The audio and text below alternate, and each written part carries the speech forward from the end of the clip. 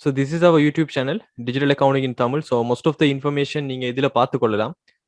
So இதில் நாங்கள் already செஞ்ச வீடியோஸ், A-level classes, அதே போல் டபிள்யூடினுடைய இன்ட்ரடக்ஷன், முக்கியமாக நீங்கள் பார்க்க வேண்டியது டபிள்யூடி பற்றி தெரிஞ்சுக்கொள்ளணும்னு நினைக்கிறவங்க இந்த வர்த்தக பிரிவினுடைய வாய்ப்புகள்னு சொல்ல இந்த வீடியோவை பாருங்கள்.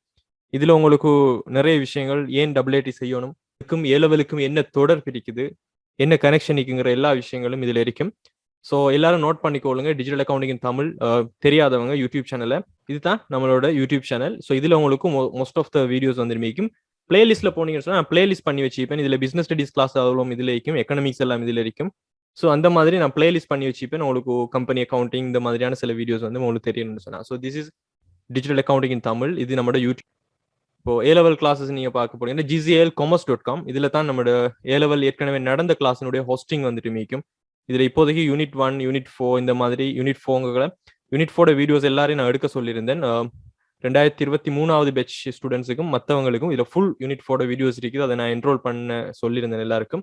ஸோ இதுதான் நம்மளோட கிளாஸஸ் நடந்தோன்னு நாம அதே மாதிரி learn.aiitsrilanka.com இதுதான் நம்மளோட WAT-னுடைய ஒஃபிஷியலான நம்மளோட வெப்சைட். இதில் தான் WAT-னுடைய நடந்த கிளாஸஸ் வீடியோஸ் எல்லாம் இதில் இருக்கும். ஸோ இப்போதைக்கு இதில் AIT பிசினஸ் மேத்தமெட்டிக்ஸ், அதாவது இந்த முறை அக்டோபர் மந்த் எழுதினவங்க, கடைசாக லாஸ்டா அந்த 30ஆம் தேதி 31ஆம் தேதி எழுதினவங்களுக்குரிய பிசினஸ் மேத்தமெட்டிக்ஸ் மட்டும் இது வரைக்கும் அப்லோட் பண்ணி கொடுத்திருந்தேன் ஸ்டூடெண்ட்ஸ் எல்லாரையுமே. பிகாஸ் லைவ் கிளாஸ் வந்துட்டு நடக்கும் போது உங்களுக்கு இதை படிச்சுட்டு பார்த்துட்டு வந்தீங்கன்னு சொன்னா உங்களுக்கு ஈஸியா இருக்கும்னு சொல்லிட்டு நான் எல்லாருக்குமே இதை என்ரோல் பண்ணி தந்திருந்தேன். இதுல ஃபுல் சிலபஸ் WAT level 1 இருக்கக்கூடிய பிசினஸ் மேத்தமெட்டிக்ஸ். ரீசன் என்னன்னு சொன்னால் இருக்கின்ற பாடத்துல financial accounting, economics, business studies, அதே போல வணிக கணிதம் என்று சொல்லக்கூடிய பிசினஸ் மேத்தமெட்டிக்ஸ், இந்த 4 சப்ஜெக்ட்ல அக்கௌண்டிங் சரி, எக்கனாமிக்ஸ் சரி, பிசினஸ் ஸ்டடிஸ் சரி, most of the students A-level கொமர்ஸ்ல இருந்து வரவங்களுக்கு ஃபெமிலியரா இருப்பாங்க. பட் பிசினஸ் மேத்தமெட்டிக்ஸ்ங்கிறது உங்களோட O-level மெத்ஸோட சேர்த்து கொஞ்சம் ஃபைனான்சியல் மேத்தமெட்டிக்ஸ்னு சொல்லி கொஞ்சம் இன்ட்ரெஸ்டிங்கான சில டாபிக்ஸ் இருக்கிறதால இதை நம்ம ஃபெஸ்ட்டுக்கு படிச்சோம்னு சொன்னால் நமக்கு ஒரு பேர்டனாக, ஒரு சுமையாக இது இருக்காங்கிறதுக்காக தான் இதனுடைய ஒட்டுமொத்தமான சிலபஸ் மொத்தமாகவே 7 யூனிட் தான் இருக்குது. ஸோ இதனுடைய ஒட்டுமொத்தமான சிலபஸ் வந்து நான் அப்லோட் பண்ணி கொடுத்திருந்தேன். பிள்ளையில படிச்சு ரெடி ஆகும், உங்களோட லைவ் கிளாஸ் இப்ப நடக்கும் ஸ்டார்ட் ஆகும்போது உங்களுக்கு ஈஸியா இருக்கும்னு சொல்லி. இதுல எத்தனை பேர் இதுல என்ரோல் பண்ணாதவங்க ஸ்டூடெண்ட்ஸ், இதனுடைய எக்ஸஸ் எடுக்காதவங்க? Right. So this is all about நம்மளோட வெப்சைட்ஸ், A-levelக்குரியது, அதே போல WAT-க்குரியது, அதே மாதிரி நம்மளோட யூடியூப் சேனல் சம்பந்தப்பட்ட விஷயங்கள். ரைட்.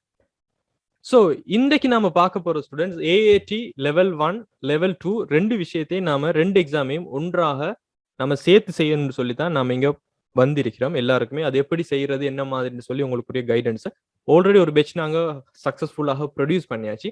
இது செகண்ட் பேட்சுக்குரியது. இந்த second batch AAT level 1, level 2 ரெண்டையும் சேர்த்து ஒருமிக்க செய்யற மாதிரியான ஒரு பிளான்ல தான் நாங்க இங்க செஞ்சிருக்கிறோம். ஸோ இதுல முதலாவது சப்ஜெக்ட் தான் AAT level 2ல இருக்கக்கூடிய ஒரு சப்ஜெக்ட் தான் information systems in digital environment சொல்லக்கூடிய ரொம்ப ஒரு இன்ட்ரெஸ்டிங்கான, மிக அருகாமையில, ரொம்ப நியூ சிலபஸ்ல தான் இப்ப இந்த முறை அறிமுகப்படுத்தின 2020 நியூ சிலபஸ்ல தான் இந்த சப்ஜெக்டையே, இந்த இன்ஃபர்மேஷன் சிஸ்டம் இன் டிஜிட்டல் என்வாயர்மெண்ட்ங்கிற சப்ஜெக்டையே இவங்க கொண்டு வந்தாங்க. சார்ட்டர்ட்லயும் கொண்டு வந்தாங்க, அதே மாதிரி WAT-லயும் கொண்டு வந்தாங்க. ரீசன் என்னன்னு சொன்னால் அந்த அளவுக்கு இன்றைய தலைமுறையிலையும் சரி, இதற்கு வரப்போகின்ற காலத்திலையும் சரி, டிஜிட்டல் என்கின்ற ஒரு விஷயமும் இன்ஃபர்மேஷன் சிஸ்டம் என்கின்ற ஒரு விஷயமும் ஒரு பாரிய அளவுல நம்ம சமூகத்தை பாதிக்க போகிறது. அதே மாதிரி வணிகங்களை பாதிக்க போகிறது. பிசினஸ் ஆர்கனைசேஷன்ஸ் அதுக்கேற்ற மாதிரி மாற வேண்டியிருக்கிறது. கரண்டா இருக்கக்கூடிய மார்க்கெட்டிங், ட்ரெடிஷனல் மார்க்கெட்டிங் சிஸ்டம் வந்துட்டும் ஒர்க் அவுட் ஆகாம போய் டிஜிட்டல் மார்க்கெட்டிங் என்கின்ற ஒரு பெரிய ஒரு விஷயம் உண்டு. வருங்காலத்துல வணிக நிறுவனங்களையும் சரி, வணிக நிறுவனங்கள்ல லாபங்களையும் சரி, அவங்களுடைய செயற்பாடுகள், அதனுடைய ப்ராசஸ், எல்லா விஷயங்களையும் மாற்றி அமைக்குங்கிறத ப்ரெடிக்ட் பண்ணி கொண்டு வரப்பட்டிருக்கிற சப்ஜெக்ட் தான் இந்த information systems in digital environment சொல்லக்கூடிய விஷயம். ஸோ இதுல ஹெடிங்கை நீங்க பார்க்கும்போது ஸ்டூடெண்ட்ஸ், இன்ஃபர்மேஷன் சிஸ்டம், தகவல் முறைமை என்று சொல்லக்கூடிய ஒரு விஷயம் ஒன்று இருக்குது. அதே போல டிஜிட்டல் என்வாயர்மெண்ட் என்று சொல்லக்கூடிய ஒரு விஷயம் இருக்கு. ஸோ ரெண்டையுமே மிக்ஸ் பண்ணி தான் இந்த ஒட்டுமொத்தமான சப்ஜெக்டும் ரொம்ப இன்ட்ரெஸ்டிங்காக வடிவமைக்கப்பட்டிருக்கு. ஸோ தகவல் முறைமை ஒரு டிஜிட்டல் என்வாயர்மெண்ட்ல என்ன மாதிரி இருக்க போகுதுன்னு சொல்லக்கூடிய சப்ஜெக்ட் தான் இந்த சப்ஜெக்டாக இருக்க போகுது. இன்றைய செஷனினுடைய, இன்றைய செமினாரினுடைய வடிவமைப்பு எவ்வாறு இருக்குன்னு சொன்னா, முதலாவது introduction to the digital world. Because எனக்கு இது உண்மையிலே ரொம்ப ரொம்ப ஒரு இன்ட்ரெஸ்டிங்கான subject. Because I am involving with digital things as a digital marketer, digital consultant. ஒரு US ஃபர்ம்ஸுக்கு நிறைய டிஜிட்டல் மார்க்கெட்டிங் ஸ்ட்ராட்டஜி செஞ்சு கொடுத்து அவங்களுக்கு செய்யறதால digital ads, Google ads, Facebook ads, search engine marketing SCM என்று சொல்லக்கூடியது, அதே போல SEO சொல்லக்கூடிய சர்ச் இன்ஜின் ஆப்டிமைசேஷன், இந்த மாதிரி சோஷியல் மீடியா மேனேஜ்மெண்ட் சொல்லக்கூடிய சர்வீஸை டிரெக்டாவே ப்ரொவைட் பண்ற ஒரு இண்டஸ்ட்ரியில நான் இருக்கிறதால இதுல வரக்கூடிய ட்ரெண்டும் இதுல வரக்கூடிய முக்கியமான விஷயங்கள் என்னோட பர்சனலாக என்னோட ப்ரொஃபஷனலோட ரொம்ப சம்பந்தப்பட்ட விஷயங்களாக இருக்கிறதால ஃபர்ஸ்ட்டுக்கு நாம introduction to the digital world. So என்ன மாதிரியான தாக்கங்கள் இருக்குது, ஸ்ரீலங்காவில் அதனுடைய தாக்கம் என்ன மாதிரி இருக்குது, வேர்ல்டு வைடா என்ன மாதிரி இருக்குது, இந்த மாதிரியான முக்கியமான விஷயங்கள் சம்பந்தமாக இந்த செஷன்ஸ்ல நம்ம பார்க்க போறோம். அதே போல ரெண்டாவது பில்லரா நம்ம பார்க்க போறது சிலபஸ். இந்த பாடத்திட்டத்தினுடைய information systems in digital environment சொல்லக்கூடிய இந்த சப்ஜெக்ட்ல சிலபஸ் என்ன, எத்தனை யூனிட்ஸ் இருக்குது, அந்த யூனிட்ஸுக்குள்ள என்னென்ன விஷயங்கள் நம்ம படிக்கணும், இந்த மாதிரியான விஷயம் சம்பந்தமாக இன்றைக்கு நாம செகண்ட் விஷயமாக நம்ம பார்ப்போம் நம்மளோட செமினார்ல. தென் த தேர்ட் ஒன்னாக நம்ம டிஸ்கஸ் பண்ண போறது நம்மளோட ஸ்டடி பிளான், ரைட்?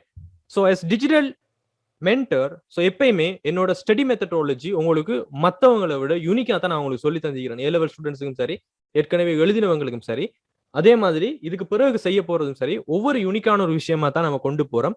ஸோ இந்த லெவல் 1 லெவல் 2 ரெண்டையும் சேர்த்து ஒருமிக்க 8 சப்ஜெக்டை நம்ம எக்ஸாம் செய்ய போறோம்.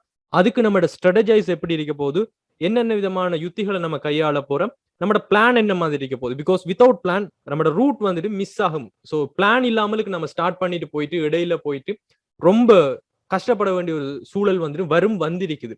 ஸோ அதெல்லாம் இல்லாமலுக்கு ஒரு ப்ராப்பரான பிளான்ல நாம ஃபர்ஸ்ட் லெவல் செகண்ட் லெவலுங்கிற 8 சப்ஜெக்டை நம்ம தூக்கி கொண்டு போக வேண்டிய நிலைமை இருக்குது. அதே போல 2021ஆம் ஆண்டு பெட்ச் ஸ்டூடெண்ட்ஸும் இருக்கிறீங்க. அவங்க பிப்ரவரியில எக்ஸாம் செய்ய போறவங்க, உங்களுக்கு மார்ச்ல எக்ஸாம் நடக்க போகுது. ஸோ இதெல்லாம் எப்படி நாம மேனேஜ் பண்ணி கொண்டு டைமையும் வேஸ்ட் பண்ணாமலுக்கு நாம அடுத்த கட்டத்துக்கு நகரலாம்ங்கிற விஷயங்கள் இந்த ஸ்டடி பிளான்ல நம்ம பார்ப்போம். 4வது விஷயம் தான் கொஸ்டின் பேப்பரை பத்தி நம்ம பார்ப்போம். அதாவது இதனுடைய கொஸ்டின் பேப்பர் எவ்வாறு இருக்க போகுது, இந்த சப்ஜெக்ட் லெவல் 2ல இருக்கக்கூடிய கொஸ்டின் பேப்பருடைய ஸ்ட்ரக்சர் என்ன, MCQ கொஸ்டின் வருமா, OTQ கொஸ்டின் வருமா, ஸ்ட்ரக்சர் கொஸ்டின் என்ன மாதிரி வரும், எவ்வளவு மார்க்ஸுக்கு வரும், கேஸ் ஸ்டடி என்ன மாதிரி இருக்க போகுது, அதனுடைய ப்ரிப்பரேஷன். ஸோ இது சம்பந்தமாகத்தான், இந்த 4 தூண்கள் சம்பந்தமாகத்தான் இன்றைக்கு நம்மளோட செஷன் செமினார் இருக்க போகுது. Right? Is it clear guys? இது எல்லாருக்கும் புரிஞ்சுதா? Right, great. So let's start the class. So first one students நம்ம பார்க்க போறது இன்றைக்கு டிஜிட்டல் உலகத்துக்கான அறிமுகம், இன்ட்ரடக்ஷன் டு த டிஜிட்டல் வேர்ல்ட்ல ஏன் நீங்க இந்த சப்ஜெக்டை ஒரு பாடமாக மாத்திரமாக இல்லாமல் உங்களோட அறிவு விஷயத்துக்காகவும், ஏன் இதெல்லாம் நம்மளுக்கு knowledge இஸ் வெல்த்னு சொல்லுவாங்க. Focusing on money something different from focusing on wealth. செல்வத்துல ஒருத்தர் கவனம் செலுத்துறதுக்கும் பணத்துல ஒருத்தர் கவனம் செலுத்துறதுக்கும் வித்தியாசம் இருக்குது.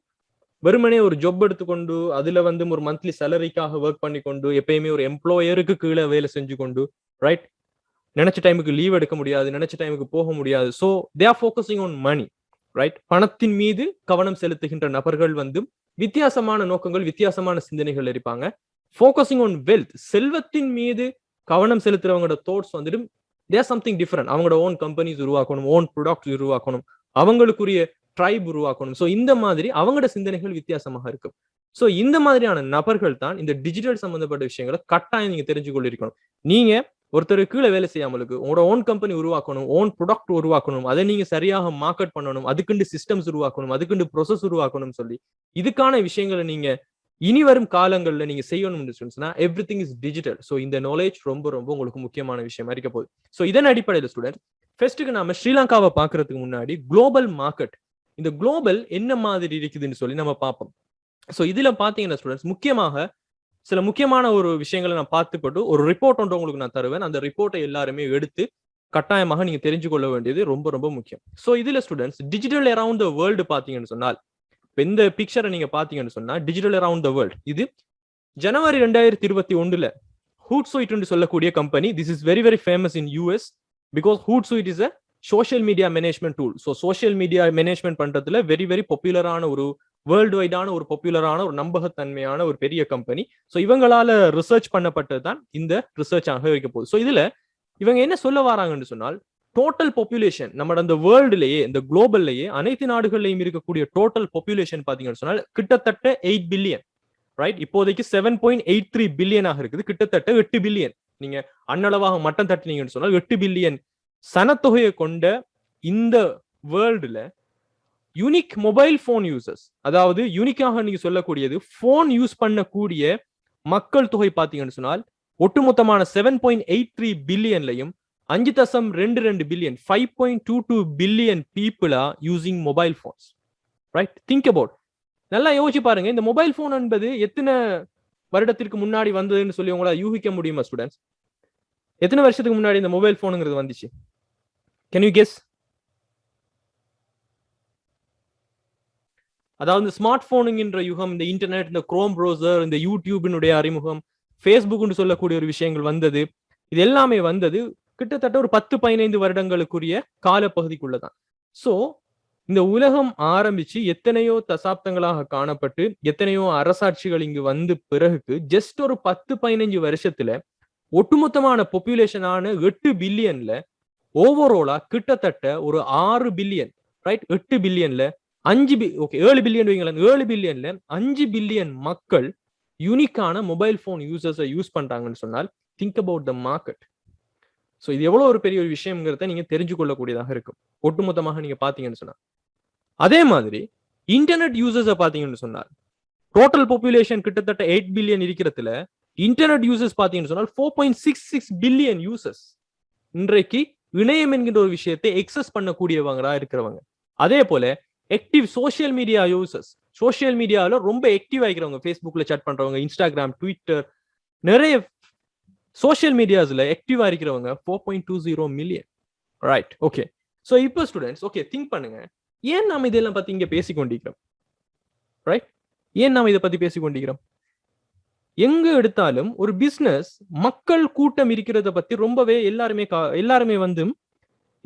மக்கள் எங்க கூட்டமா இருக்கிறாங்களோ அங்க கவனம் செலுத்துறாங்க. அரசியல்வாதிகள் ஓட்டுக்காக கவனம் செலுத்துறாங்க, ரைட்? ஏன் வணிக நிறுவனங்கள் இந்த மாதிரியான ஒரு பாரிய ரிசர்ச்சை செஞ்சு எத்தனை பேர் போன் யூஸ் பண்றாங்க, அதுல எத்தனை பேர் ஐபோன் யூசர்ஸ் இருக்காங்க, எத்தனை பேர் ஆண்ட்ராய்டு யூசர்ஸ் இருக்காங்க, எத்தனை பேர் குரோம் யூஸ் பண்றாங்க, எத்தனை பேர் சஃபாரி யூஸ் பண்றாங்க, ரைட்? ஏன் இதெல்லாம் ரிசர்ச் பண்ணணும்? எத்தனை பேருக்கு இன்டர்நெட் ஆக்டிவா இருக்குது, எத்தனை பேர் ஆக்டிவ் யூசர்ஸ் யூடியூப்ல இருக்கிறாங்க, எத்தனை பேர் யூடியூபுக்கு சப்ஸ்கிரைபர்ஸ் ஆகிக்கிறாங்க, இதெல்லாம் ஏன்? This is matter. Why it's matter? Why is matter? Anyone? Economic students, you are all economic students, right? Why this is very very crucial? ஏன் இத பத்தி ரிசர்ச் பண்றாங்க? Because yes, it's a business my dears, but நல்லா ஞாபகம் வச்சுக்கொள்ளுங்க, இது நம்மட உலகம், இங்க இருக்கக்கூடிய தேவைகள், நமது தேவைகளும் விருப்பங்களும் பூர்த்தி செய்யப்படுவது பொருட்களும் சேவைகளாலும் மாத்திரம்தான். பெரும்பாலும் பொருட்களாலும் சேவைகளாலும் மாத்திரம்தான் தேவைகள் பூர்த்தி செய்யப்படுகிறது. அந்த பொருட்களையும் சேவைகளையும் வணிகங்கள் உருவாக்கி விற்பனை செய்வதன் மூலமாகத்தான் பணம் என்கின்ற இலாபம் என்பது உழைக்கப்படுகிறது. சோ இலாபம் உழைக்கப்பட வேண்டும் என்றால் மக்கள் கூட்டம் இருக்க வேண்டும். அந்த மக்கள் கூட்டம் இருக்க வேண்டும் என்றால் அந்த மக்கள் கூட்டம் எங்க இருப்பாங்கிறது தெரியணும். அதே போல நம்மட பிசினஸ் என்ன செய்தோ அந்த ப்ராடக்ட்டுக்குரிய டார்கெட் கஸ்டமர்ஸ், நம்மட பொருள் நமக்கான கஸ்டமர்ஸ் எங்க இருப்பாங்கன்னு சொல்லக்கூடிய தகவல் ரொம்ப ரொம்ப இம்பார்ட்டன்டாக இருக்கக்கூடியது. சோ இப்பய காலத்துல ஸ்டூடெண்ட்ஸ், நீங்க ஒரு கேக் ஒரு ப்ராடக்ட் பண்ற ஒரு கம்பெனி, ஒரு ஸ்மால் பிசினஸ் வச்சிருக்கீங்கன்னு சொன்னால் உங்களோட கேக்கு கன்சியூம் பண்றதுக்கான டார்கெட் கஸ்டமர்ஸ் எங்க இருக்காங்கன்னு சொல்லி உங்களுக்கு தெரியும். இந்த உலகத்துல எல்லா பொருட்களுக்கும் எல்லா சேவைகளுக்கும் கஸ்டமர்ஸ் இருக்கிறாங்க.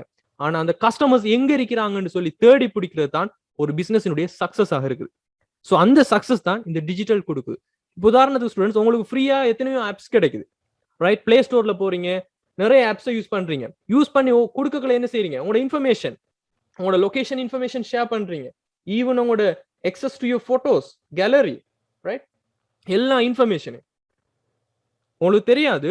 யூடியூப்ல நீங்க ப்ரௌஸ் பண்ணும்போது உங்களோட யூஸ் பண்ணும்போது உங்களோட ஃபிங்கர் வந்து எவ்வளவுக்கு நீங்க ஸ்பீடா ப்ரௌஸ் பண்றீங்க, ஒரு வீடியோல இருந்து இன்னொரு வீடியோக்குள்ள எத்தனை நிமிஷம் வெயிட் பண்றீங்க, என்ன மாதிரியான கண்டென்ட் நீங்க பாக்குறீங்க, அடுத்த கட்டமா உங்களுக்கு என்ன மாதிரியான கண்டென்ட்டை ரெக்கமெண்ட் பண்ணணும்னு சொல்லி ஏகப்பட்ட பில்லியன் கணக்கான டேட்டா ப்ராசஸிங் உங்களோட ஃபிங்கர் டிப் நகர்றதுக்குள்ளேயே 1000 விஷயங்கள் இருக்குது. அதே மாதிரி வாட்ஸ்அப், வை ஃபேஸ்புக் வந்து ஏன் வாட்ஸ்அப் அவ்வளவு விலை கொடுத்து வாங்கணும்? I think 6 billion or something, 6 billion or $8 billion, I think. I can't remember the name, but it's a big amount. Facebook வந்து வாட்ஸ்அப் வாங்கினுச்சு. ஏன் வாங்கினுச்சு? Even WhatsApp is free for everyone. யோசிச்சு பாருங்க, WhatsApp is free for everyone. யாருக்கெல்லாம் Android phone அதே போல iPhone இருக்குதோ எல்லாருமே வாட்ஸ்அப் வந்துட்டு இன்ஸ்டால் பண்ணிக்கலாம். we are not paying anything. WhatsApp is not charging any 1 rupee from us, right? நிறைய பேர் சில விஷயங்களை தவறாக விளங்கிக் கொள்றாங்க. not our privacy, உங்களோட போட்டோஸோ உங்களோட டேட்டாவை வச்சுக்கொண்டு அதை லீக் பண்ணிக்கொண்டு they are not interested in that. Is it worth for their 6 billion rupees? நம்மட கேலரியில் இருக்கிற உங்களோட செல்ஃபீஸ் நீங்க நினைக்கிறீங்களா 6 பில்லியன் ரூபாவுக்கு வர்த்னு சொல்லி அமெரிக்கன் டாலர்ஸுக்கு? நிறைய பேர் அதை சொல்றது. வாட்ஸ்அப் உங்களோட போட்டோஸை பாக்குது, வாட்ஸ்அப் உங்களோட அதை பாக்குது, இதை பாக்குது. No, nothing is matter, my dears. But the matter is 6 billion பேர்ல நீங்களும் ஒருத்தர். உங்களை போன்ற ஒருத்தரினுடைய டேட்டா அங்க முக்கியம் இல்லை. ஆனா உங்களை போன்ற ஓராயிரக்கணக்கான 1,00,000 பேரினுடைய டேட்டா சேரும் போது அது அங்க தகவலாக்கப்படுகின்றது. அந்த தகவல்கள் தீர்மானங்களாக்கப்படுகிறது. அந்த தீர்மானங்கள் வணிக நிறுவனங்களுக்கு தேவைப்படுகிறது. அதன் காரணமாக பொருட்கள் சேவைகள் உங்களை நோக்கி நகரப்படுகிறது.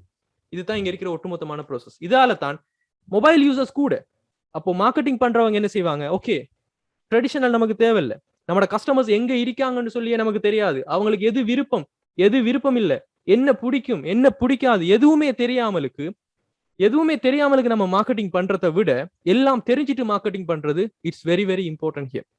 அதனால தான் இன்றைக்கு ஃபேஸ்புக் ஆகட்டும் யூடியூப் ஆகட்டும் பெரிய ஒரு சப்ஸ்கிரைபர்ஸை வச்சுக்கிறதுக்கான reason because they know about the people, right? உங்களுக்கு இப்போ மார்க்கெட்டிங் பண்ணணும்னு சொன்னால் நீங்க உதாரணத்துக்கு கேண்டி டிஸ்ட்ரிக்ட் லைக்னு சொன்னால் கேண்டி டிஸ்ட்ரிக்ட் எந்த ஏரியா, எந்த போன் யூஸ் பண்றவங்க, என்ன விருப்பம் உடையவங்க, எந்த எஜுகேஷன், எல்லாத்தையும் நீங்க டார்கெட் பண்ணி யூனிக்காக உங்களோட ஹெட் உங்களுக்கு காட்டேல.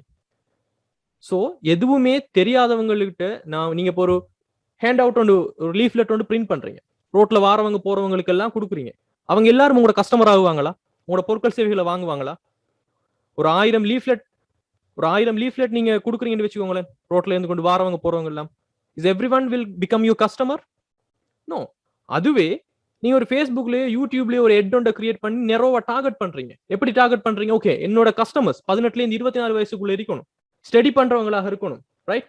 நீங்க தான் எல்லா இன்ஃபர்மேஷனையும் கொடுத்து வச்சுக்கிறீங்களே, ரைட்? எந்த யூனிவர்சிட்டியில படிக்கிறீங்க, லொகேஷனை டெக் பண்ணும்போது எந்த ஸ்கூல் டெக் பண்றீங்க, எந்த கிரேட் டெக் பண்றீங்க, right?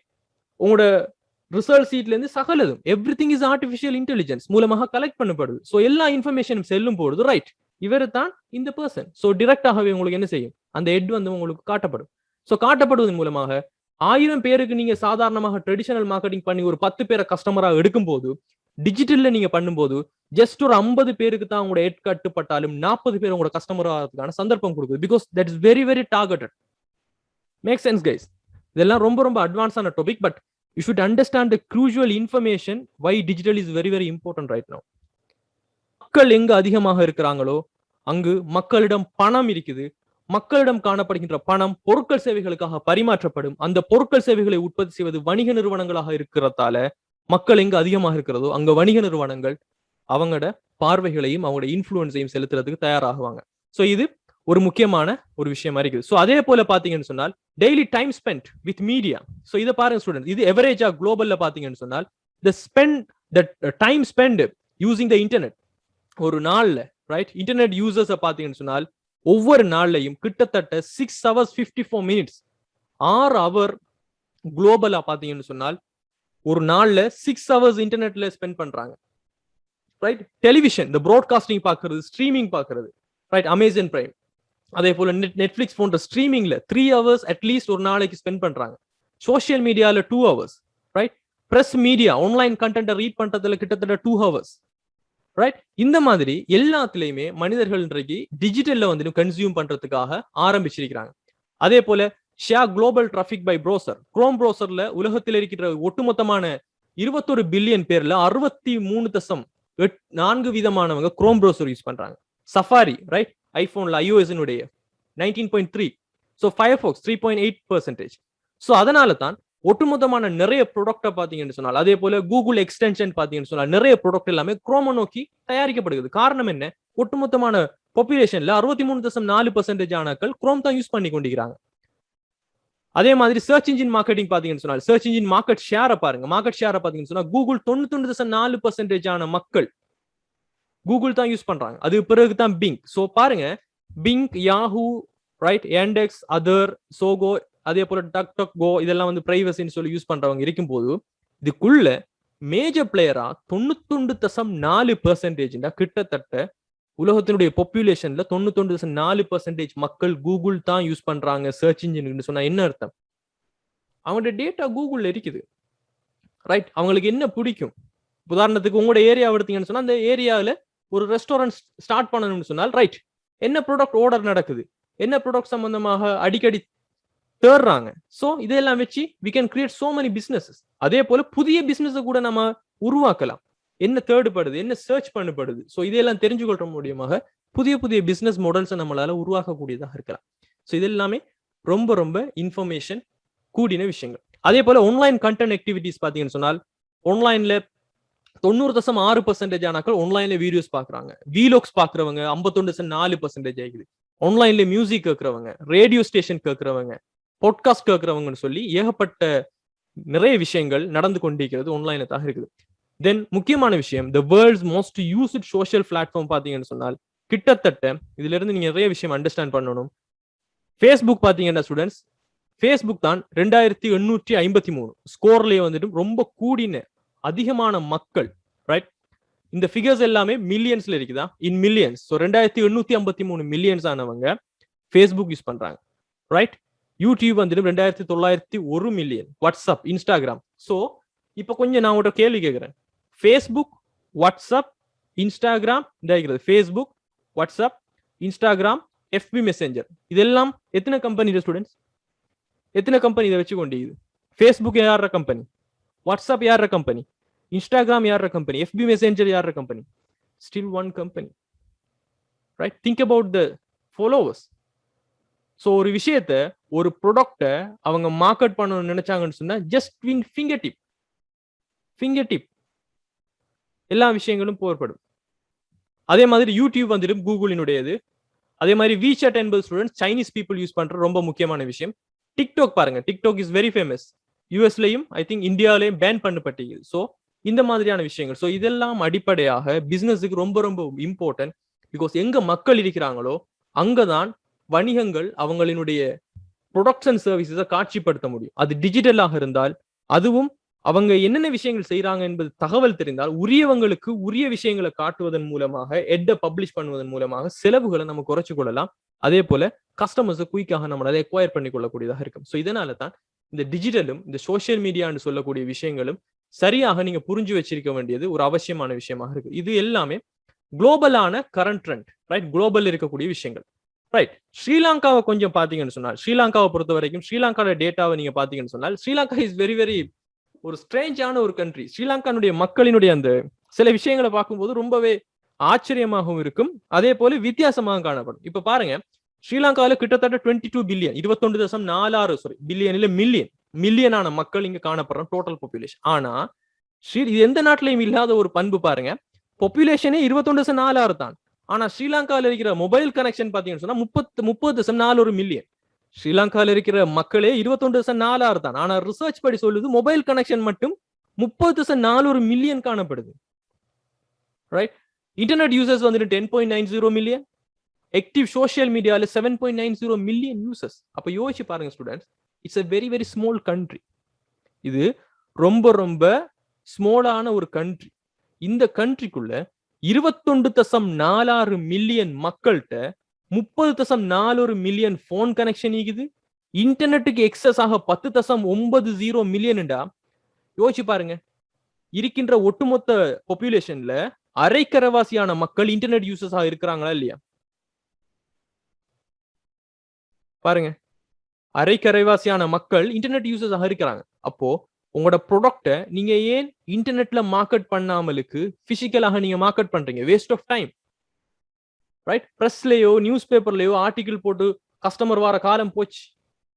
If you are smart you should use this. அதே போல ஆக்டிவ் சோஷியல் மீடியா யூசர்ஸ் பாருங்க, 7.90 million people, right? So this is very very important. So ஸ்ரீலங்காவில் இதனுடைய விஷயங்கள். அதே போல டாப் வெப்சைட்ஸ் பை டிராபிக் பாத்தீங்கன்னு சொன்னா அலெக்சாவினுடைய ரிப்போர்ட். அலெக்சா என்பது வந்து ஸ்டூடெண்ட்ஸ் ஒட்டுமொத்தமாகவே அலெக்சாங்கிறது ஒரு கூகுள் எக்ஸ்டென்ஷன் கூட இருக்குது. அலெக்சா என்ன செய்யணும்னு சொன்னா உங்களோட வெப்சைட்டுக்கு வரக்கூடிய டிராபிக் எத்தனை பேர் விசிட் பண்றாங்கிறதுக்குரிய லிஸ்ட்டை வெளியிடக்கூடிய ஒரு வெப்சைட் தான் இந்த அலெக்சாங்கிறது. ஸோ இந்த அலெக்சாவினுடைய ரேங்கிங் படி google.com தான் ஸ்ரீலங்காவில் வந்துட்டு ரொம்ப ஃபேமஸ் ஆகிக்கிறது. ஒரு டைமுக்கு அல்லது ஒரு நாளைக்கு 15 ரைட் 15 41 செகண்ட்ஸ், 15 நிமிஷம் 41 செகண்ட்ஸ் வந்துட்டு கூகுளாக சர்ச் பண்ணப்படுது, ரைட்? தென் யூடியூப் சர்ச் பண்ணப்படுது, அதுக்கு பிறகு கூகுள், அதுக்கு பிறகு ஃபேஸ்புக், ரைட்? 8 மினிட்ஸ் ஜூம் வந்துட்டு யூஸ் பண்ணப்படுது. So AliExpress, ikman, Hiru, right? So இந்த மாதிரியான விஷயங்கள் எல்லாமே ஸ்ரீலங்காவில் ரொம்ப ரொம்ப ஃபேமஸாக இருக்கக்கூடிய வெப்சைட்டாக இருக்க போகுது, ரைட்? ஸோ இதை க்ரூஷுவலாக நீங்க அண்டர்ஸ்டாண்ட் பண்ணிக்கொள்ளணும். அதே மாதிரி இதனுடைய ரிப்போர்ட் வந்துட்டு உங்களுக்கு அவைலபிளாக இருக்கும் ஹூட்ஸுடைய வெப்சைட்ல இருக்கக்கூடியதாக இருக்கும், ரைட்?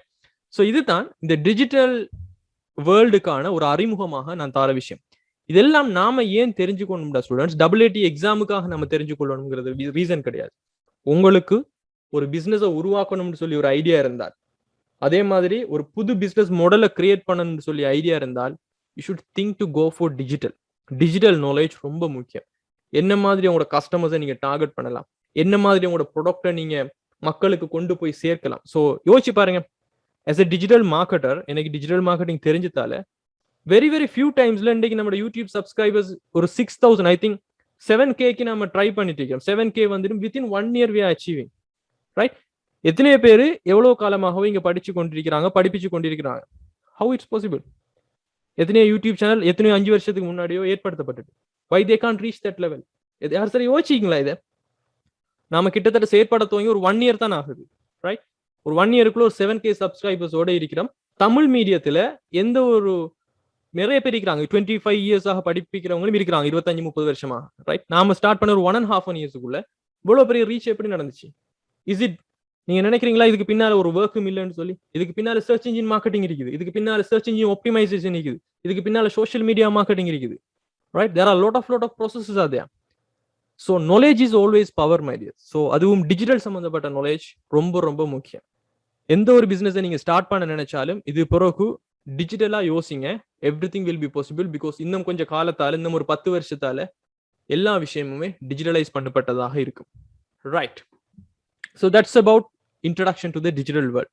அதே மாதிரி நம்மளோட சிலபஸ் சம்பந்தமாக பாத்தீங்கன்னு சொன்னால், இந்த பாடத்துல நம்ம என்ன விஷயங்கள் சம்பந்தமாக நம்ம இன்ட்ரெஸ்டிங்கா நம்ம படிப்போம்னு சொன்னால் 5 டாபிக்ஸ் தான் நீங்க இருக்குது ஸ்டூடெண்ட்ஸ். இந்த இதுல 5 விஷயங்கள் தான் இருக்குது.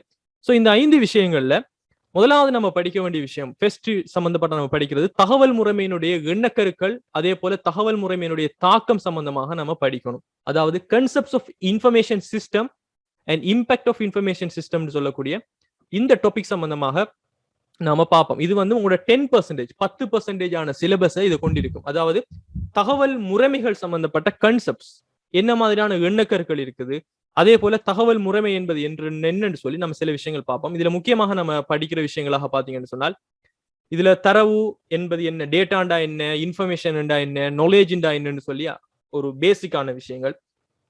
அதே மாதிரி நீங்க வளமையாகவே படிச்ச விஷயங்களான difference between data and information, தரவு மற்றும் தகவல்களுக்கு இடையிலான வேறுபாடு என்ன, கேரக்டரிஸ்டிக் ஆஃப் குவாலிட்டி இன்ஃபர்மேஷன், ஒரு தரமான தகவல்னு சொன்னா என்ன பண்புகள் இருக்கணும், எலிமெண்ட்ஸ் ஆஃப் இன்ஃபர்மேஷன் சிஸ்டம், தகவல் முறைமையினுடைய கூறுகள் என்ன, அதனுடைய விளக்கம், அதே போல impact of information system on the organisation in performance, ஒரு நிறுவனத்தினுடைய செயற்பாடு, அவங்களோட பெர்ஃபார்மன்ஸ் மீது ஒரு இன்ஃபர்மேஷன் சிஸ்டம் சரியாக இருந்தால் அது எவ்வாறு பாதிக்கும், சரியாக இல்லாமல் இருந்தால் அது எவ்வாறு பாதிக்கும் என்ற விஷயங்கள் சம்பந்தமா பார்ப்போம். Then need of information system for data analysis and communication strategies, ஒரு தொடர்பாடல் தந்திரோபாயங்களுக்கும் அதே மாதிரி டேட்டா அனாலிசிஸ், ஒரு டேட்டாவை தந்து உங்களை அனலைஸ் பண்ணுங்க, அதுக்குள்ள இருக்கின்ற விஷயங்களை எடுத்துட்டு வாங்க, அதுல என்னென்ன தகவல்கள் அதுக்குள்ள உள்ளடங்கிருக்கு, அது என்ன மாதிரி நம்ம பிசினஸ் ஆர்கனைசேஷனுக்கு தேவைப்படுங்கிற டேட்டா அனாலிசிஸ், என்ன மாதிரி ஒரு இன்ஃபர்மேஷன் சிஸ்டம் ஒழுங்கா இருந்தா தான் அதெல்லாம் வருமுங்க கூடிய ஒரு விஷயம்.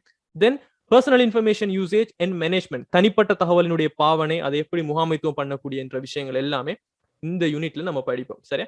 இது ரொம்ப ஒரு பேசிக்கான யூனிட்டாக இருக்க போது, ஒரு 10% ஆன ஒரு சிலபஸும் கூட கவர் பண்ண போற இடமாக இந்த யூனிட் இருக்க போகுது, ரைட்? Any questions?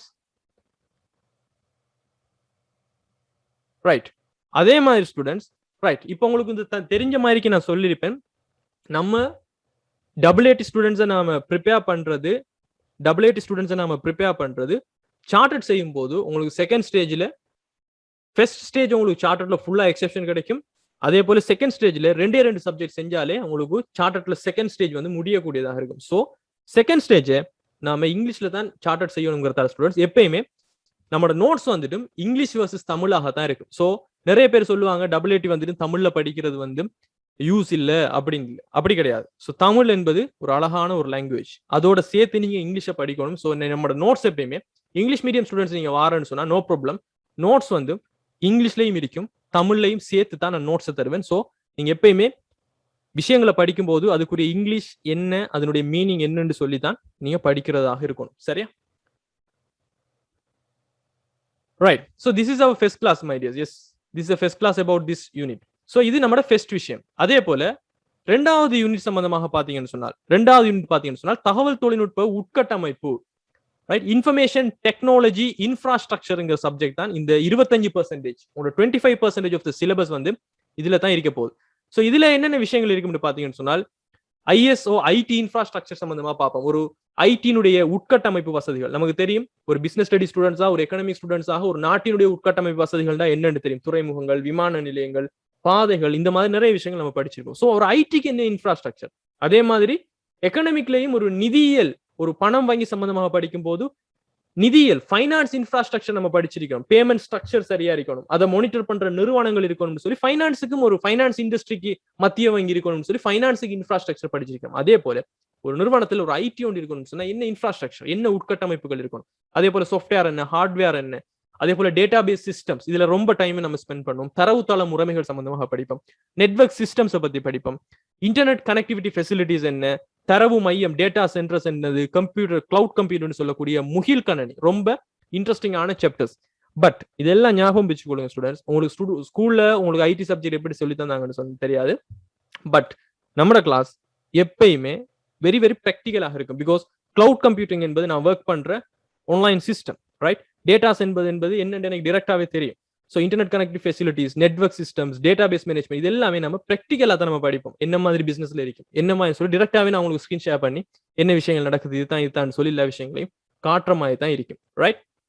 கிட்டத்தட்ட இது ஒரு ஐசிடி சப்ஜெக்ட் மாதிரி தான் கிட்டத்தட்ட. ஸோ தகவல் தொழில்நுட்பத்தினுடைய உட்கட்டமைப்பு சம்பந்தமாக பார்ப்போம். இது செகண்ட் யூனிட்டாக இருக்க போகிறது.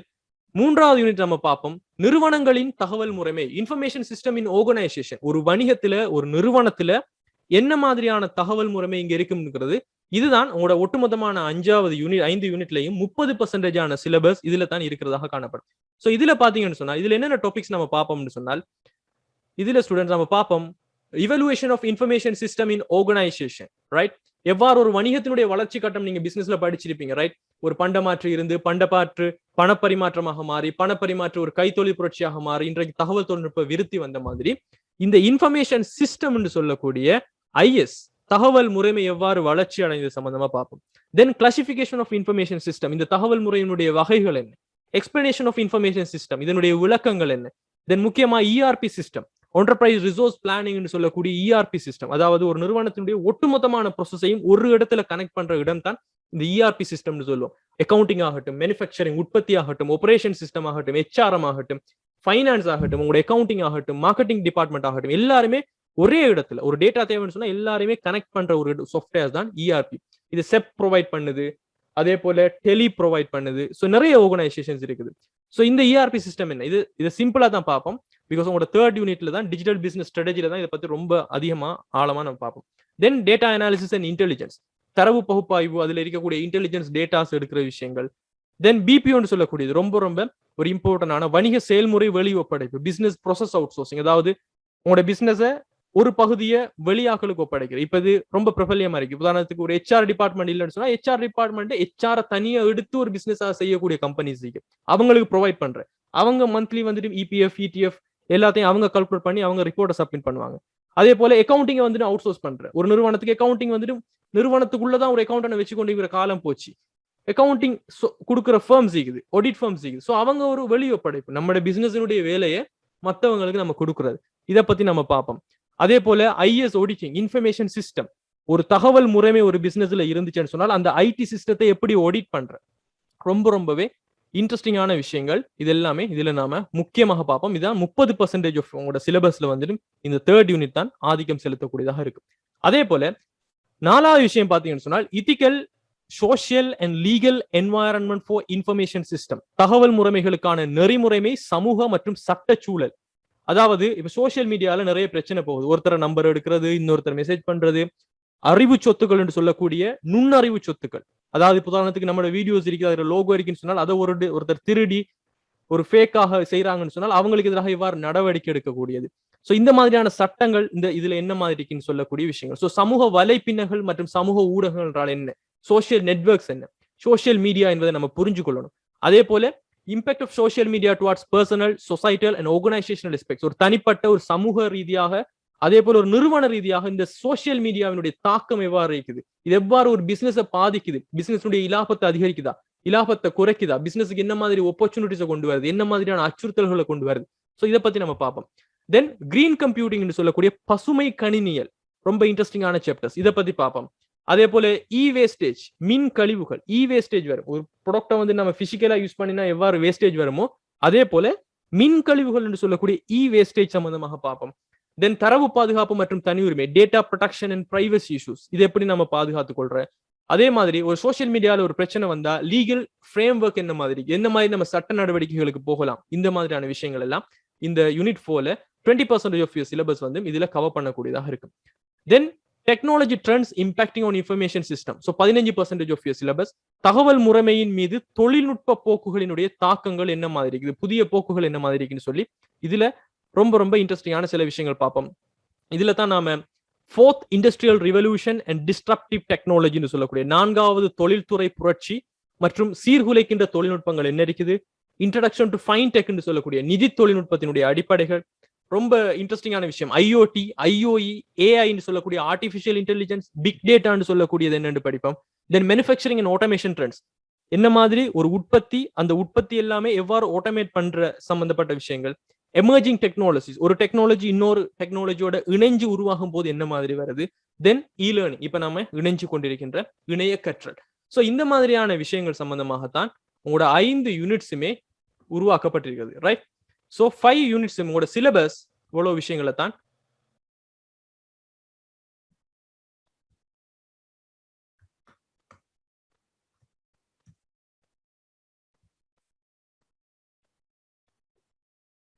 Right. Okay, so shall we continue.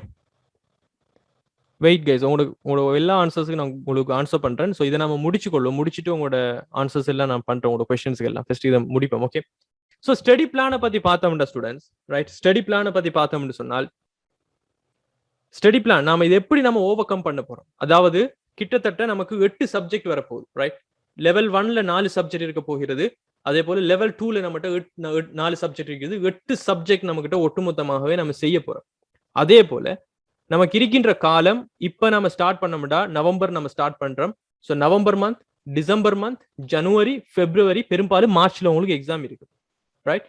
So நம்ம கிட்ட ஆல்மோஸ்ட் ஒரு 5 months டைம் இருக்க போகுது. ஸோ 5 மாசம் 8 subject, how we have to overcome. So இதுல முக்கியமான விஷயம் எப்படின்னா ஸ்டூடெண்ட்ஸ், உங்களோட பங்களிப்பு, ரைட். நான் என்னதான் நல்லா படிப்பிச்சாலும் என்னதான் செஞ்சாலும் நீங்க படிக்காட்டி ஒன்றுமே செய்ய முடியாது, ரைட். ஸோ இதை நம்ம எப்படி ஸ்ட்ராட்டஜைஸ் பண்ண போறோம்டா ஸ்டூடெண்ட்ஸ், லெவல் 1 கிளாஸஸ் வந்துட்டும் already FAC financial accounting level 1ல இருக்கிறது. அதே போல எக்கனாமிக்ஸ், அதே மாதிரி பிஎம்எஸ் ஃபுல் சாப்டர் படிப்பிச்சாச்சு, ரைட். அதே போல எக்கனாமிக்ஸ்ல லாஸ்ட்ல இருக்கக்கூடிய 1 சாப்டர் இருக்குது.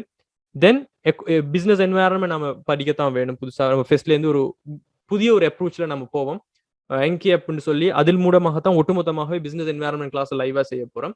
தென் ஃபைனான்சியல் அக்கௌண்டிங் நடந்து முடிஞ்சு. ஸோ ஃபைனான்சியல் அக்கௌண்டிங், பிஎம்எஸ், அதே போல எக்கனாமிக்ஸ், ரைட். இந்த 3 சப்ஜெக்ட் தியரிஸை நான் உங்களுக்கு வீடியோஸா நான் வந்துட்டு இதுல நம்மளோட வளமையாக உங்களுக்கு பிஎம்எஸ் தந்த மாதிரி, பிசினஸ் மெத்தமெட்டிக்ஸ் சப்ஜெக்ட் உங்களுக்கு நான் லெவல் 1ல தந்த மாதிரி, உங்களுக்கு எக்கனாமிக் சப்ஜெக்ட் பிஎம்எஸ், அதே போல ஃபைனான்சியல் அக்கௌண்டிங் தருவேன். பிசினஸ் என்வாயர்மெண்ட் சப்ஜெக்ட் உங்களுக்கு திரும்ப நடக்கும், உங்களுக்கு ஃபர்ஸ்ட்ல இருந்து பிசினஸ் என்வாயர்மெண்ட் சப்ஜெக்ட் நடக்கும். ஸோ நீங்க அதுகளை படிச்சுட்டு பாஸ் பேப்பர் கிளாஸுக்கு ரெடி ஆகும், ரைட். நான் சொல்றதை நல்லா புரிஞ்சுக்கோங்க, you have to ready for the past paper class. So நாம டிரெக்டாகவே உங்களுக்கு ஒரு 1 month டைம், இந்த நவம்பர் மந்த் ஃபுல்லாவே financial accounting, business mathematics already நான் தந்துட்டேன், தராதவங்க அதையும் சேர்த்து படிங்க. ஃபைனான்சியல் அக்கௌண்டிங் லெவல் 1ல இருக்கக்கூடிய நிதி கணக்கீடு, அதே போல வணிக சூழல் என்று சொல்லக்கூடிய பிசினஸ் என்வாயர்மெண்ட், அதே மாதிரி எக்கனாமிக்ஸ் பொருளியல், இந்த 3 சப்ஜெக்டையும் படிங்க, ரைட். வீடியோஸை எடுத்து எல்லா விஷயத்தையும் எடுத்து இந்த நவம்பர் மந்த் ஃபுல்லாவே அதை படிச்சீங்கன்னு சொன்னால், நாம இந்த நவம்பர் மந்த் ஃபுல்லாவே லெவல் 2ல இருக்கக்கூடிய சில முக்கியமான விஷயங்கள், லெவல் 2ல இருக்கக்கூடிய லைவ் கிளாஸை போவோம். ஸோ இந்த நவம்பர் மந்த் ஃபுல்லாவே நீங்க அதை படிச்சுட்டு டிசம்பர்ல இருந்து படிச்ச விஷயத்துக்குள்ள பாஸ் பேப்பரை தான் நம்ம டிரெக்டாகவே நாம ஸ்டார்ட் பண்ண போறோம்.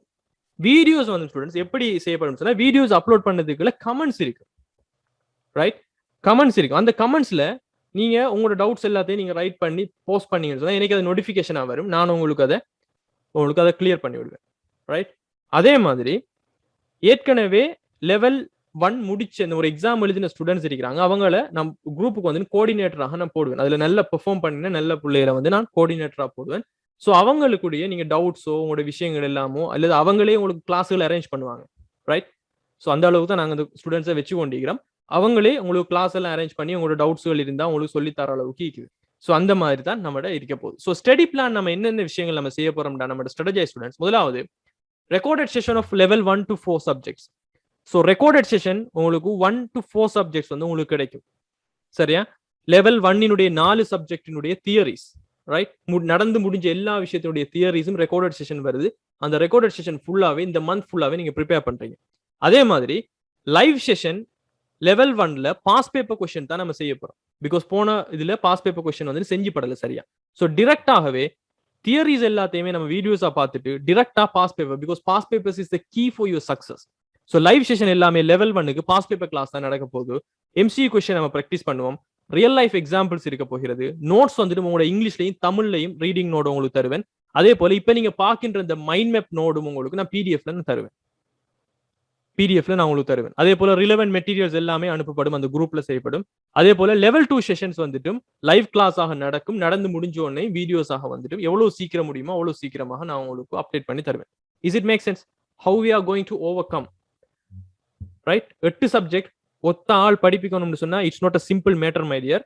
ஸோ நாம இந்த மாதிரி ஸ்ட்ராட்டஜைஸ் பண்ணினா தான் நம்மளால கொண்டு போய் 8 சப்ஜெக்ட்லயும் ஏ எடுக்க முடியும். ஒரு 8 ஏக்கு நம்ம பிளான் பண்ணணும்னு சொன்னால் we should go with this some kind of strategies, right? அதே மாதிரி ஸ்டூடெண்ட்ஸ் கொஸ்டின் பேப்பர் பாத்தீங்கன்னு சொன்னால் நம்மளோட கொஸ்டின் பேப்பர் என்ன மாதிரி வரப்போகுதுன்னு சொன்னால் 3 கட்டங்களாக இருக்கும். ஒன்று ஓடிக்யூன்னு சொல்லக்கூடிய ஒப்ஜெக்டிவ் டெஸ்ட் கொஸ்டின்ஸ், அதாவது இது எம்சிக்யூ மாதிரி தான், பட் ஓடிக்யூன்னு சொல்லுவோம், ஒப்ஜெக்டிவ் டெஸ்ட் கொஸ்டின். இதுல 15 கொஸ்டின்ஸ் வரும். இது உங்களோட எம்சிக்யூ மாதிரி தான், ரைட்? ஒப்ஜெக்டிவ் டெஸ்ட் கொஸ்டின் இது 25% ஆன மார்க்ஸை வந்துட்டு உங்களோட காண்டிருக்கும். அதே போல 10 கொஸ்டினாக 50 மார்க்ஸுக்கு 5 கொஸ்டின் வரும், ரைட்? இந்த கொஸ்டின் நம்ம செய்யணும். அதே போல 25 மார்க்ஸுக்கு தனியாக ஒரு கேஸ் ஸ்டடி, அதாவது ஒரு சம்பவம் ஒன்று தருவாங்க, அதை நாம எப்படி செய்யறங்கிற விஷயம் ஒன்று வரப்போகுது, ரைட்? ஸோ இதுதான் உங்களோட கொஸ்டின் பேப்பருடைய ஸ்ட்ரக்சர். இது எல்லாருக்கும் புரிஞ்சுதா?